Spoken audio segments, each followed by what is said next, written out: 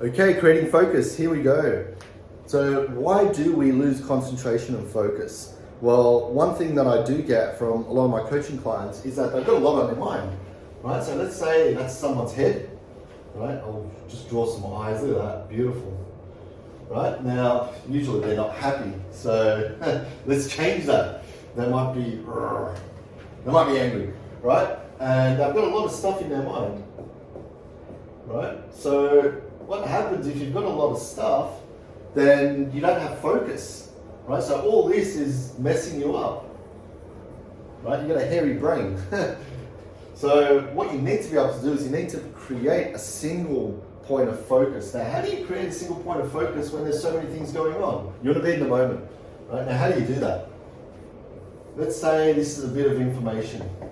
These are all the things that you need to do, all messy around your head, it's all overwhelming, but here's one single task. Now, this is why they say multitasking is no good, because you can get overwhelmed, right?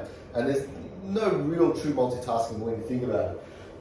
So if we just look at one task and we get all our visuals around it. Now, when I say visuals, right, let's say this is, a report you have to write.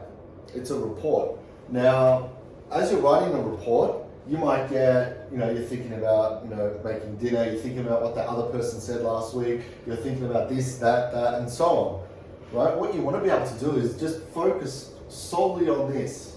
Now, how do you do that? How do you focus on just writing a report? That's the challenging part of focus, because you've got so many things going on. Because what's going on is you've got a story in your head, right? You've got a massive story.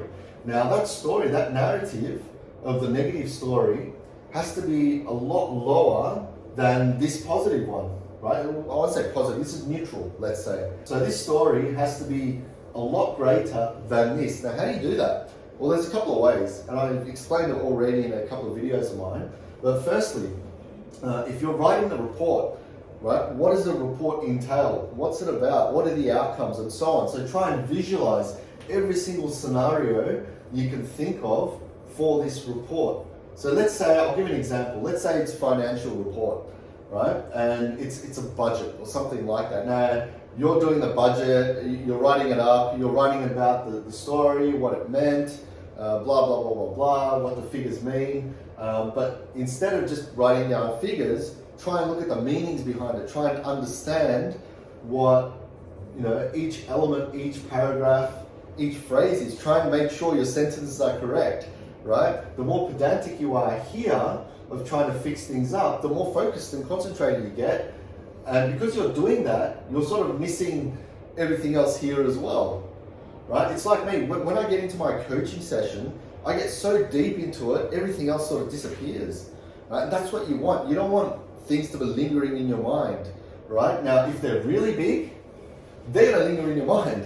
So the trick is reduce this and increase this. Now, question is, how do you reduce this? That's a tough one as well. If you watch my videos, memory techniques are all about, exaggerating things and making them bigger in your mind and colorful. So if we've got something negative, guess what? The story is already huge in our minds. We've already added color in there. We've got a story playing out. So in order to reduce that down, we need to make it less colorful. So how do you do that? Visualize it in gray and then picture it really small. So do the opposite of what you would when you're memorizing things. So visualize this huge story getting smaller and smaller and smaller, and it's in gray, and you're just visualizing it. You're still seeing it, you're acknowledging it, but it's smaller. So if you keep doing that, this will become more irrelevant, but this will stand out more. Yes, you can't do them both at the same time, but if this keeps bothering you, you're gonna have to stop this for a second and then try and reduce that.